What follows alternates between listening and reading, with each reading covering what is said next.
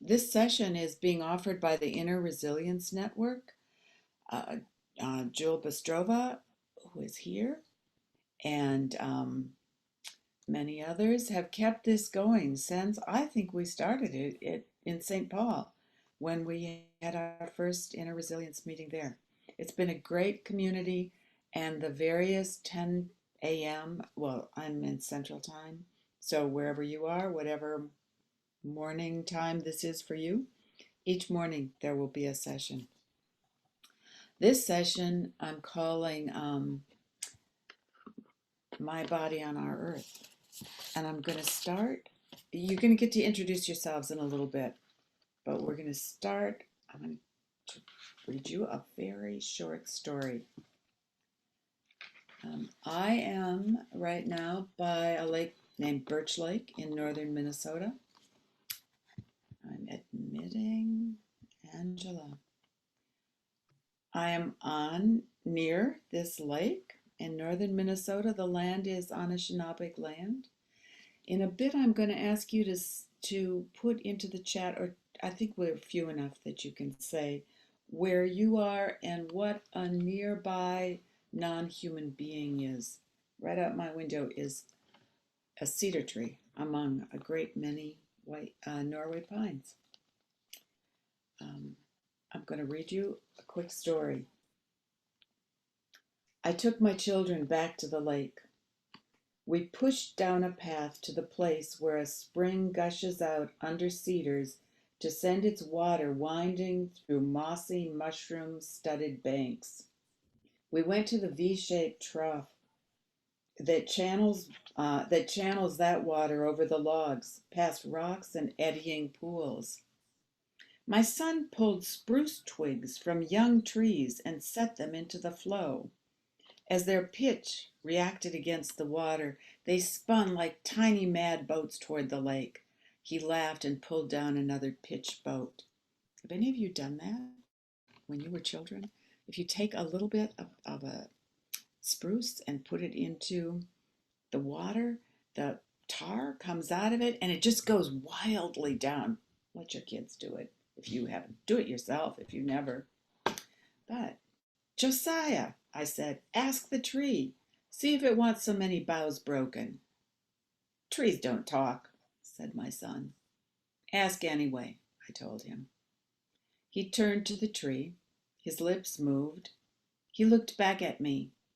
It said okay, he assured me, and ripped off yet another twig. The next time he paused before reaching up. His lips moved again, and then he turned to me in dismay. Mom, he cried out, it said no. We walked to the end of the trough and watched the water spill into the lake.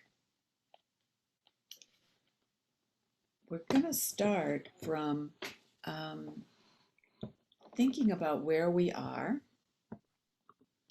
a non-human being that's close by, and then we're going to go back and remember those times when other beings spoke to us from in childhood.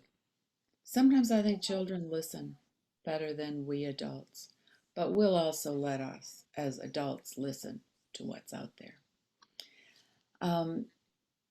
Because so many people are not on camera, I think it might be best if you put this into the chat and I will read where you are. I'll first ask if you want to say your own. Pamela, do you want to say where you're from? Hello. I'll find me. Here I am. I'm from Columbia, South Carolina. I'm keeping the camera off because I'm in somewhat of a public space, but my closest non-living being at the moment is a peace plant. Excuse me, my first conversation that I remember with a non-human being actually is with the wind. So hold that a bit, Pamela, and we're going to ask you to write I'll more share that. about it in a little bit. So there's the question, where are you coming in from? And what's right now your closest non-human neighbor? Um, and I'm going to start just reading off, and we'll pause. If someone wants to say, they can. If not, and this is brief because you're going to get more time later. Suzanne Jones, do you want to say? Maybe not. Suzanne can jump in if she wants to. Liz, I couldn't oh, figure out good. that's okay. I couldn't figure out how to unmute. Yeah, I'm Suzanne Jones. I'm calling from Port Townsend, Washington, up near Seattle. Oh, great.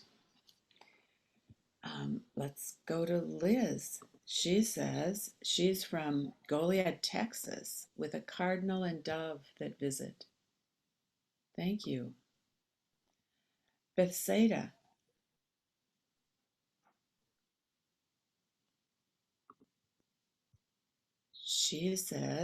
Bethsaida says she's from Hutchin, oh, Ohlone Territory, Oakland. Galen is from North Carolina. There's a fruit fly house guest. Yes, sometimes we have them. Um, Jewel, do you want to say? I'm in Paonia, Colorado, and my closest non-human, I I honestly don't know. Probably a fly. We'll let you check later. EP? I'm in New Jersey, and I have one of those koi ponds in the backyard. But a few years back, we decided to just let everything go. So I just was out feeding the fish, and I saw the frog and the turtle. So we have Oh, frog and the turtles have moved in. So that's and there are neighbors too. We visit all the time. cool. Scott, are you there? Or he pointed out that he's got to do another thing at this time. There he is. I'm here. I'm Scott, tuning in from Paonia, Colorado, also where Jewel is. And I happen to have a little digitalis plant right in front of me of the Pink Panther variety, the little Cool. thing says. Happy to be here. It's good to have you here. Eugene. In Tamarack, Florida, a little bit west of Fort Lauderdale. In my living room, I've got a passion plant, which is growing quite passionately. Nice. Tim. I'm in St. Paul. I I have a I I live in the I'm in the living room that is under the limbs of the oak tree that leans over the house. Yes, I'm lucky I know that oak tree. Francis. Hi, can you hear me? Yes. I'm here from New Haven, Connecticut, and outside my kitchen window, I have a white oak tree that greets me every morning, and it has all its own inhabitants as well. But I live on the fourth floor of a building, and I'm just so happy that that tree is so nearby every day. Wonderful. Thank you. Marilyn. I'm in my kitchen and I just made a batch of bread that I'm going to knead while I'm listening to you. And I guess the yeast is live, but also here is a African violet that's on my windowsill. Okay. Maria Renee. Hi. Hi. I'm here in southern Arizona, and we have a lot of Gambel's quail families come and call right outside the window. So I'm always appreciating their like sweet and funny sounds. Very nice. Let's see, Galen. Yeah, I showed in the chat that talking to you from North Carolina, and my fruit fly house guest is the closest that I know of at the moment. And there's some very lovely birds that come and visit. Cool. I don't know. Everybody jumps around, so I may have missed somebody, and there are some new people. We're just saying briefly where we're calling in from and the nearest non-human neighbor we have. Anybody who's just come in want to say, or who I didn't call on? I'm Kate, Hi, Kate. and I'm in Colorado. And I have 4 passionate pepper plants outside my front door that are producing lots of peppers. So Very nice. I'm happy to share them. I'm wishing I could, but I'll find someone. But you've shared that they're there to us. Okay. Very nice. Yeah. Welcome, Theo and Rita. Theo, do you want to say where you're calling from and what your nearest non-human neighbor is? Sure. I'm calling in from Manchester, Vermont. We have a transition town, Manchester, so we're the early ones to start. I have a frog living out by my front door. Kind of a great victory. I put an old fish tank in a place where the roof dropped water, and then built up like a frog access part of the garden. So he eventually hopped in. I'm so happy he's living there. So cool. Recommend that. Make a little frog territory where in your gardens, kids. Great. Rita? I'm Rita Varley, and I live in Philadelphia in a row house. And I really don't know what's the nearest neighbor. It might be a bug, probably, but and it could be a possum. I don't know if it's that possum's closer or the 2 wild cats that are out there that live outside. But the possum has a place right snugged up to the house where he sleeps in his bed of leaves, and yeah. Yeah, cool. All right, I'm going to have us go on, and I'm going to read you another story. This is a quick one, too. Those of you who weren't here, I read a little story about my son when he was little, when I asked him to ask a spruce tree whether he could keep pulling off little bits of the tree and making them go spinning away as boats. And he didn't think it would talk. But the first time it said he could, and he did another one. The next time it said no. He was very surprised to get that no from a tree, but he did. And of course, I did that as a mother, but that doesn't mean that I'm always thinking that trees can talk. So this is a story from me years later. When I was in my initial severe climate distress. After Dad died, worried for children and alarmed for all life, I took myself to the woods. Winding through the scrub poplar and hazel brush, trekking past drying fern, up and down the slight rises, I followed a path made by deer. I walked near the hollow where I had visited a wolf-killed deer the winter before. Half a mile later, I arrived at the oldest white pine on this tract of land. It rose above the surrounding woods, nodding to the distant pines and the few tall spruce that stood out above the rest. I sat against it, my back leaning into its broad bark. It surprised me with movement. I looked up through the delicate lace of its needles, far to the blue sky above. There was wind moving it.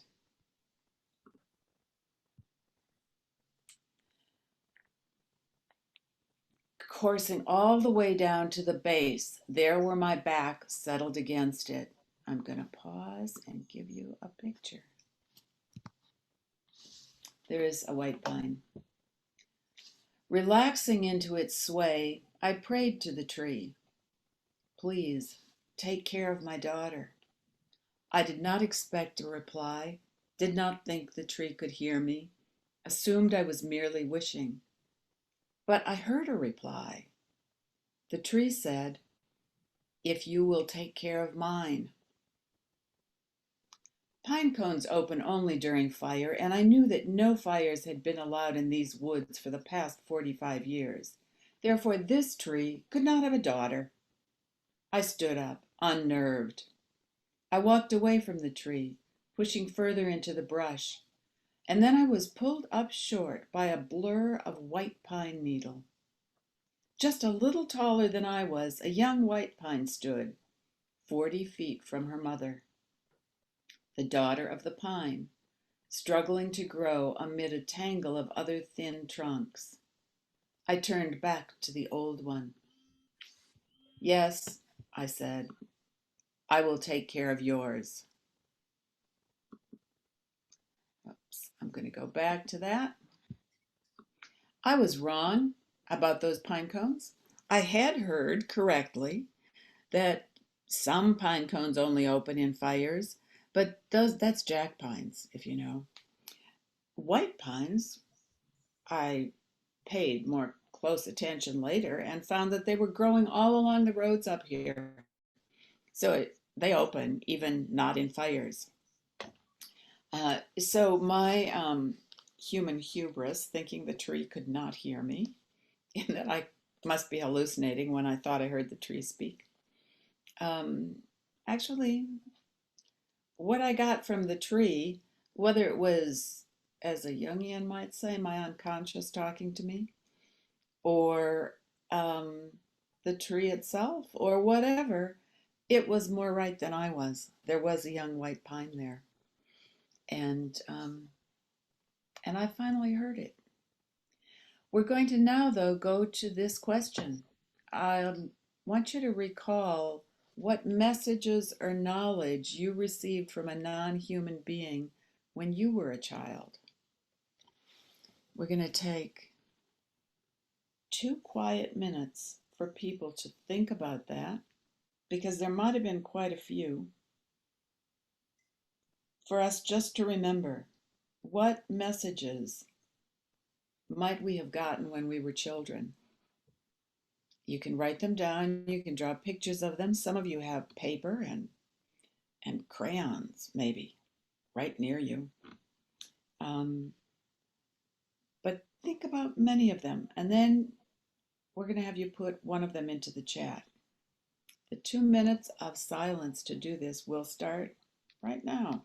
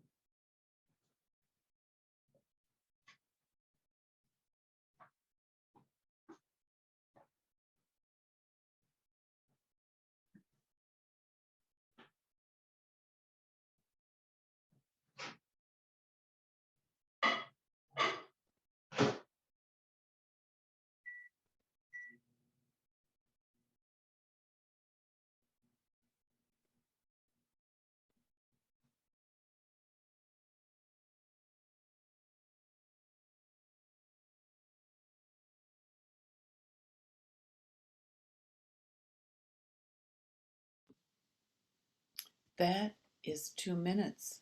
Not very long, is it? So you can also keep thinking as people begin to write one of the things they learned as a child from a non-human into the chat.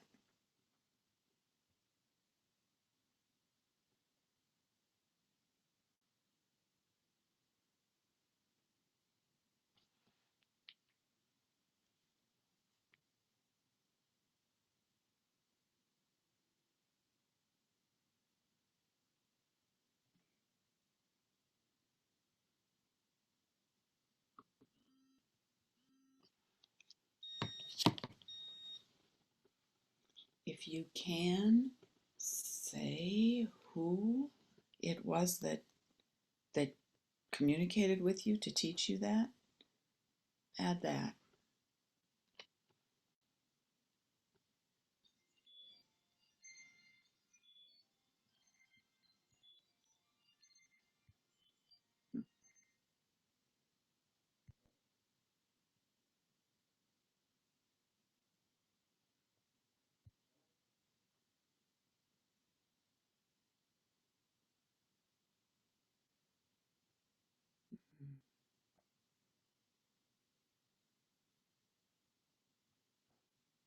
If you're writing or thinking, keep doing that. If you're done, you can read the beautiful things that people are writing.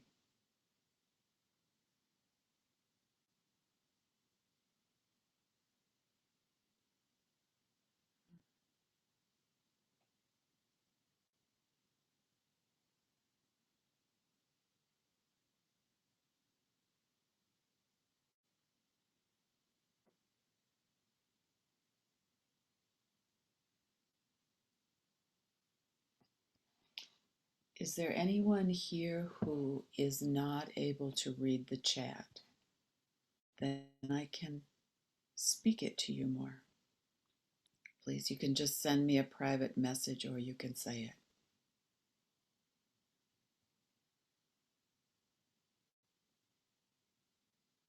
it. Mhm. Sometimes the messages don't come with words.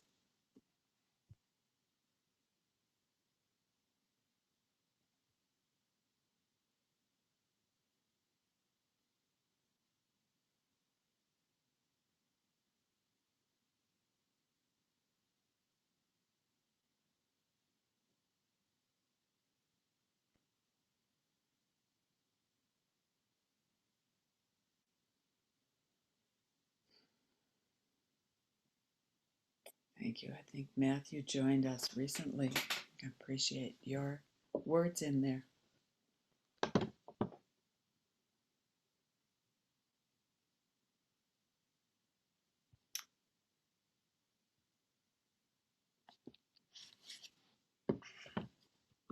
You can continue, but I'm going to share screen again and tell you your next little task.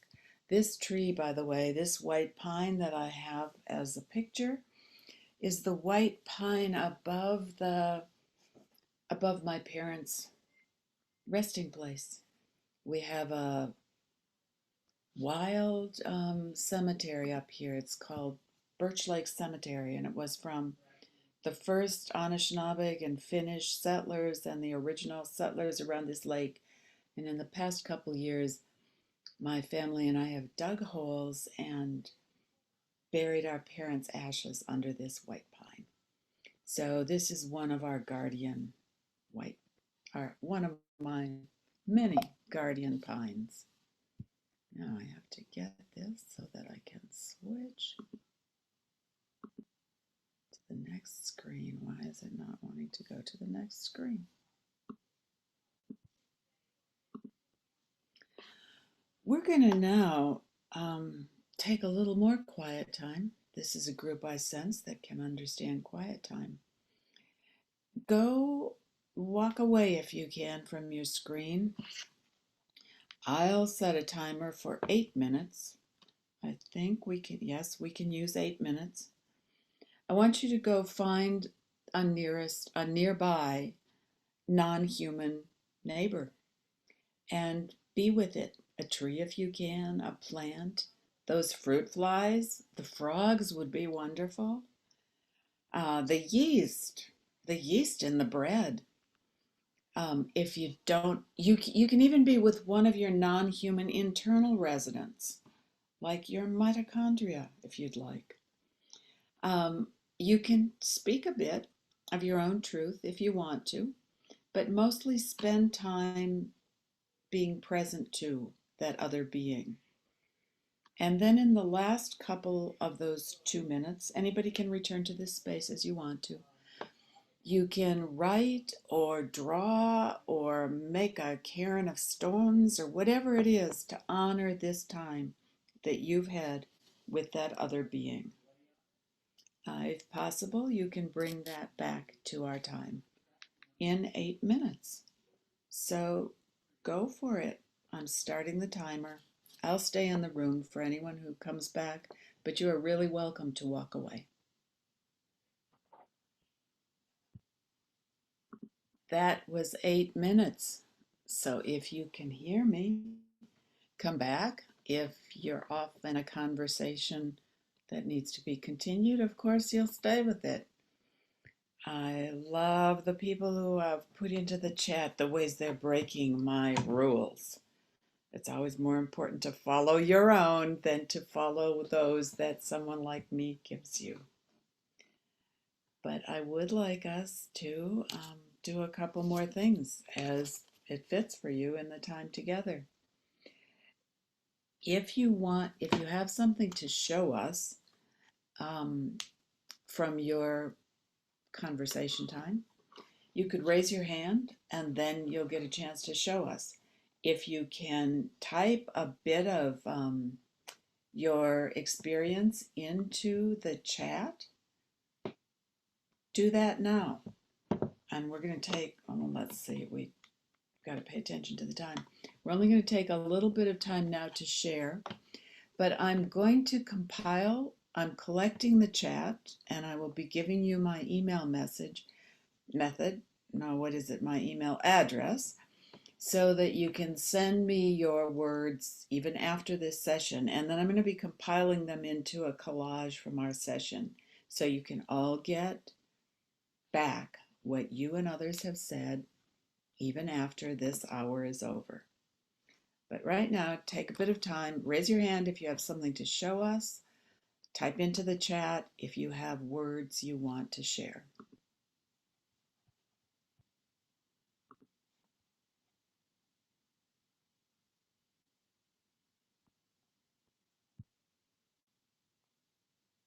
Galen.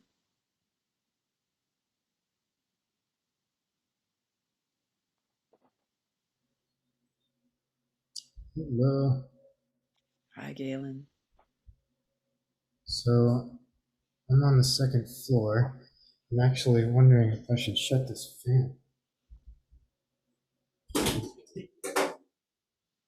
I don't know if that was bleeding through or not. So I'm on the second floor and I decided to go and sit out on the back porch. And I noticed the domesticated beehive as part of the garden in the backyard here in the community. And so I sat with the organism that is the beehive, the collective organism.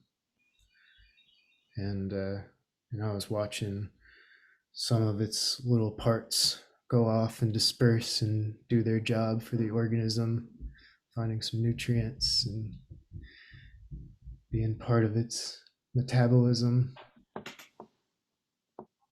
And I don't have much words to share about that. I was just appreciating the dance and thinking about the dance of life. And this isn't something that I made, but I wanted to share. It happened to be sitting on the counter as I was walking back. And a friend of mine several years ago started teaching me a little bit of macrame. And I still haven't learned yet, but I have this as a model so that I can come back to it. And I wanted to share it because it reminds me, the words that came to mind were We're out of many, one. And this reminds me that all of life is a woven pattern, and it's difficult to entangle what is individual from collective. And Yeah. yeah. Francis.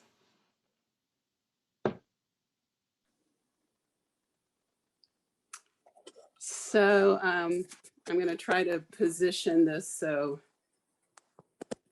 you can see what I made. Can you see this little candle with acorns around it? Yeah, we can see the edge of it, Francis. Yeah. I'm not really good at positioning this iPad. Let's see. That might be a little better. Yeah. Yeah. We see it. So I was talking with the tree I mentioned that we greet each other each morning about being in a new city where I'm planning to live for a while. The amazing trees here were a discovery I hadn't planned on, and that one especially, but all around. And they've given me a sense of belonging, especially when I arrived when we were still in lockdown, and it was hard to find human beings to connect with for a while.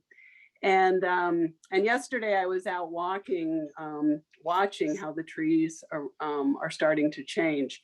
And I collected these hickory nuts and acorns during my walk, and had just brought them home and put them in a bowl. But out of the conversation, I thought maybe this little altar would be an honoring of that gift from these trees that are holding me and helping me discover myself in this new place. They are. Thank you, Francis. Pamela and Rita and others have put lovely, wonderful contributions in the chat. Matthew.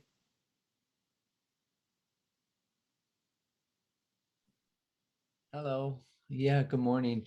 So there was a little hand drum here beside my bed. It's morning here and just getting up. And so I played a little shamanic drum for the time. And it was a beautiful journey. And one of the important lessons I'm working on right now, and there was a prompt that said, tell your truth to that inanimate being, right? That non-human, not inanimate, certainly animate. Yeah. Certainly animate. Tell the truth. And the truth was, I know my own feelings and need not be overwhelmed by all the many feelings of others. And I believe the extension of that for me is that in order to actually hear the many feelings of others, I first need to know what mine are, so that I have a place from which I can feel. Because, for instance, even just the massive amounts of data we're getting downloaded in this summit, it's overwhelming, you know, tangling with the beast, right? There's a big beast here. And if I allow myself to be totally overwhelmed by all that and don't stay in touch with my own feelings, it'll render me dysfunctional. And so I told the drum that I know my own feelings and need not be overwhelmed by the many feelings of others. Thank you, Matthew. Thank you. That is a perfect segue into the next part I want us to hold in our meditative time this morning. When I was becoming type 1 diabetic, I didn't believe it.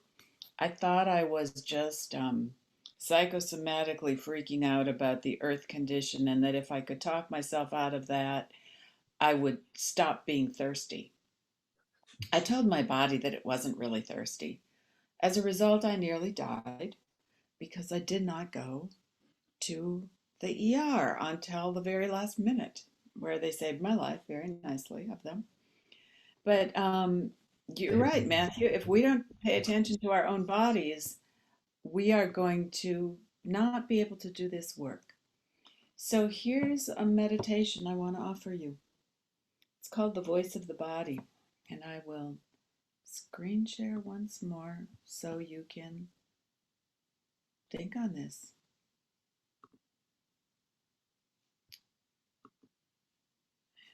is the next page. What, just now, is the nearest body trying to say? Yes, that one, the one that is you. Do you hear it? Will you be still and listen? We're going to take 2 minutes to listen internally to our bodies. I needed to listen to my beta cells that were dying at that time. It's not so easy sometimes for us to listen internally, but listen to what your body might be saying. Some of you are probably really good at this. I've gotten a bit better since I realized that I was not listening at all. Okay, 2 minutes is starting now.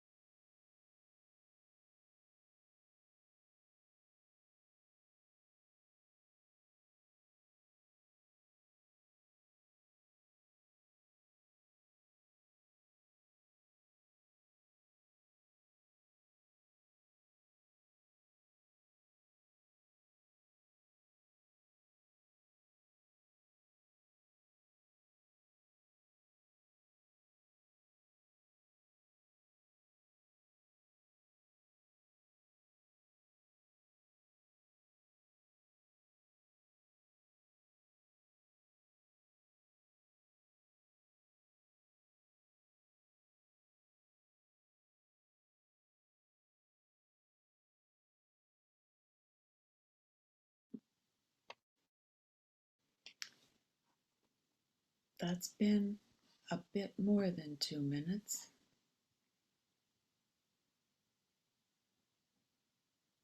If you feel willing to speak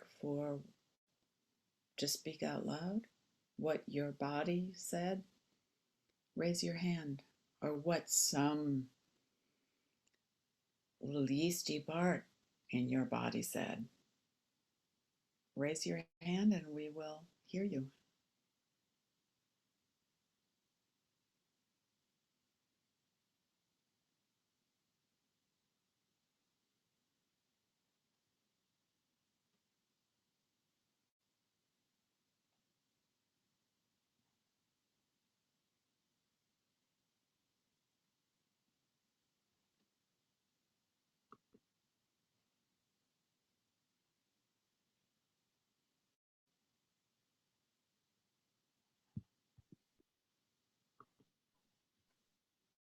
Scott.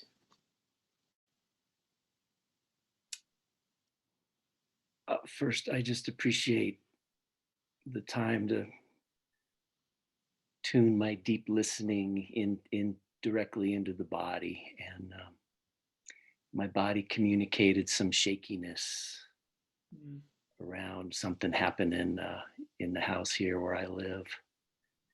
So yeah, just listening and honoring. Thank you, Scott. Francis. Yes, I too want to appreciate bringing this this exploration back into our living bodies. My body said, get out and embed me in place, commingle my energy with the other living energies and see what happens.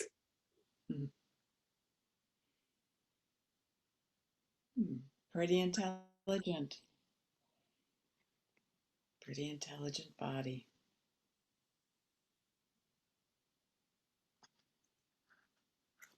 Galen.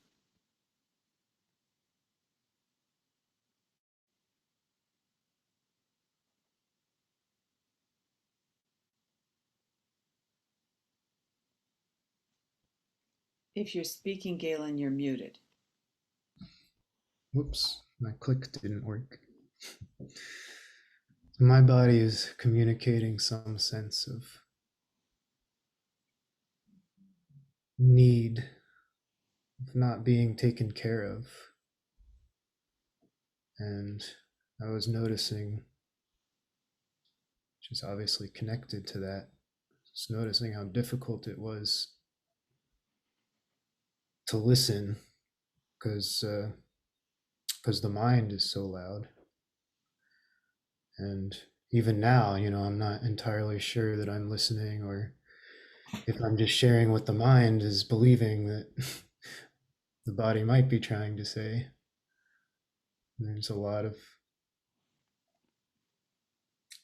room for questioning there, but I'm feeling strongly that the body is not being taken care of.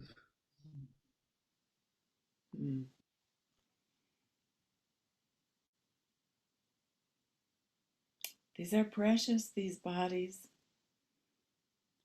Without each of your bodies, there wouldn't be this transition summit.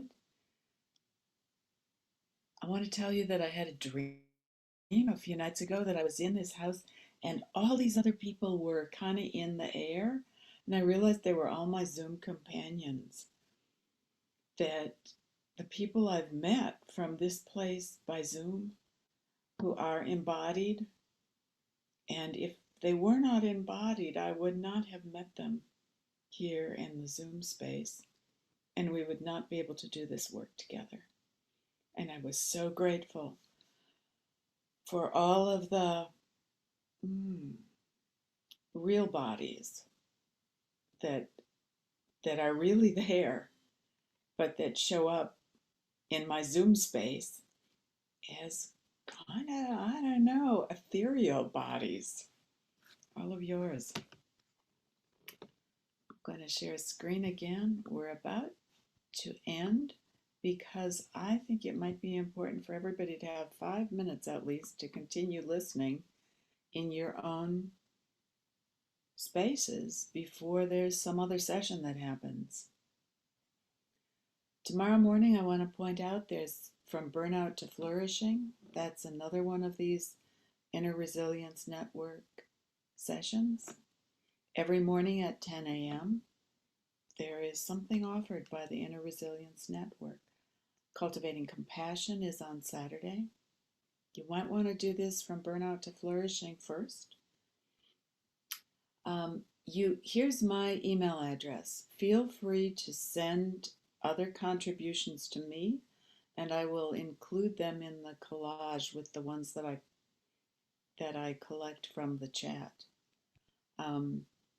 To give my own book credit, everything I read was from Watershed. It's the only book I think I'll ever write, because I don't think we humans need to fill the world with our words. At least this human doesn't.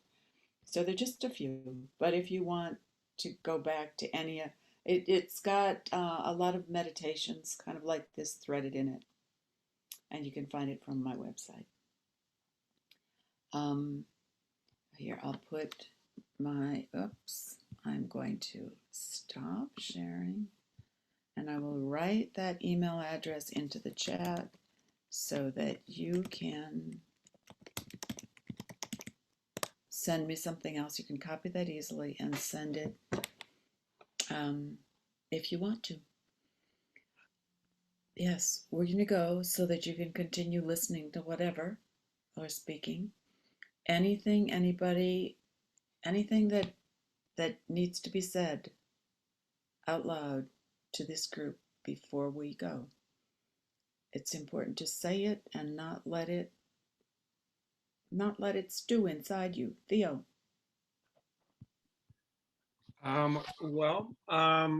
Just want to thank you for a nice session. It's really beautiful to toss people back on their own listening. Really good. I want to say on behalf of the national organizers, if you like this, continue to come play with Transition US. Stay connected. We're trying to rebuild the movement, and you're part of the people we want to continue working with. So stay involved, right? It's been a great sessions. Finally, in terms of being in your body, Sri Aurobindo and the yoga tradition says we got to wake up the flesh, right? Be in our bodies. Don't zone out. Part of the revolution is our bodies being awake. So you can keep the toxic waste off your forehead. That's great. It's Kali Yuga out there, but hopefully we can turn the world around if we all keep working and loving the Mother Earth. So praise God, and thank you, Theo. Thanks to everyone. Anyone else? Okay, blessings on each day. Okay.